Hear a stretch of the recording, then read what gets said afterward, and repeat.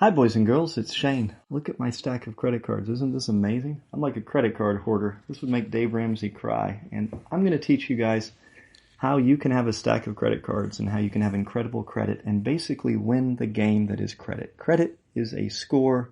That means you're playing a game. And if you learn the rules to this game, you can win at it. And you may say, well, I'm not going to play the game of credit. I've listened to Dave Ramsey. Well, you're going to play this game whether you want to or not. There are some jobs that will do credit score checks before you can even apply for them. There are ways that this score will affect your life, even if you don't want to play the game. And here's the thing with Dave Ramsey, and I understand it. I work on job sites and on houses all the time. Dave Ramsey is kind of like a guy that I teach to use a hammer, and the first time he goes to hammer a nail, he smashes his finger and he hurts it real bad. Now, Dave Ramsey took the approach of, wow, this tool hurt me. This tool is bad. I should never use this tool again. Hammers are bad. I need to tell everybody on the radio never to use that tool. That tool is bad. Rather than saying, well, maybe if I learn to use this tool, I won't smash my finger and I won't hurt myself. And that's what I want to teach you, is how to use this tool, how to play this game without smashing your finger and hurting yourself, but to use it to accomplish things, because that hammer can build houses. That hammer can build businesses. That hammer can help you, and just deciding it's always bad is not the way to handle it. So let's get to the point. So credit score, it's a game. There are 3 basic things that if you change will improve your credit score. People oftentimes will come to me and say, no, Shane, this won't work for me. I missed 3 payments. I was late on them. I've got bad credit, and I'm going to have bad credit for years. It's not about how many late payments you have. It's about how many on-time payments you have. I know you're thinking that's weird. Let me explain it to you. So let's say you have one credit card. So I've got this one credit card, and I make one payment every single month. So that's 12 payments a year. And then I'm late on one of those 12 payments. If I go to a bank and say, hey, I need to borrow some money, the bank's going to say, well, how often are you late? And they're going to look and say, oh, almost 10% of the time you're late. We're not going to lend to you. We don't think you're a good, safe person to lend to, or you wouldn't be late so much. It's that percentage. You're almost 10% of the time late.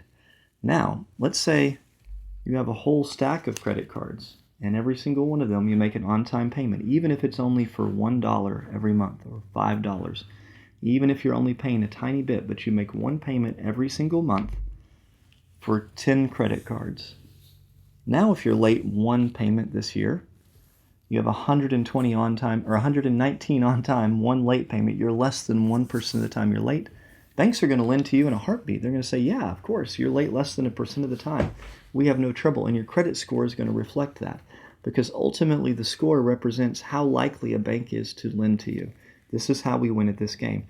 So by increasing the number of credit cards you have that you are making small payments on every month, you increase your on-time payments, and that makes your late payments not be so bad for you.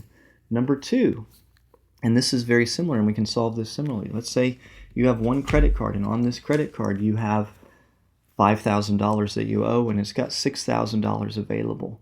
People will tell me, I've got $5,000 in credit card debt, Shane. People say I've got too much debt. I'll never be able to buy a house. It's not about how much you owe on your credit.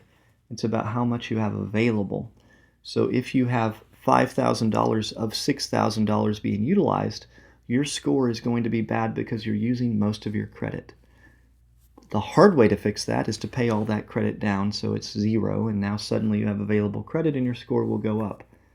The easier way to fix that is to get 4 more credit cards, each with $5,000.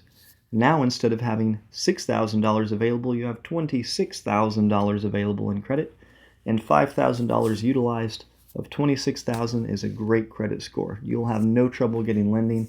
Your score is going to skyrocket because you have more available credit.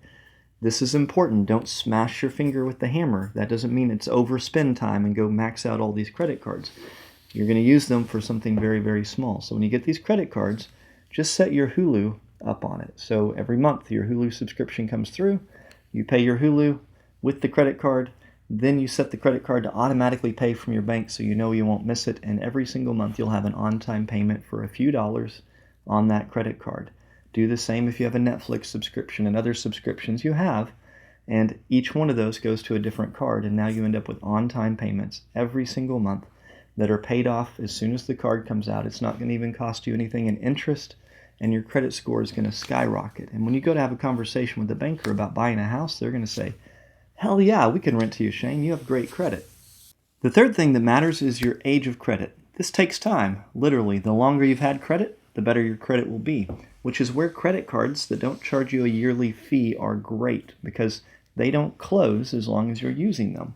So let's say you have a really good credit score, like a 750, because you have a car payment, and after your car is paid off, so 6 years or 5 years, you pay off that car.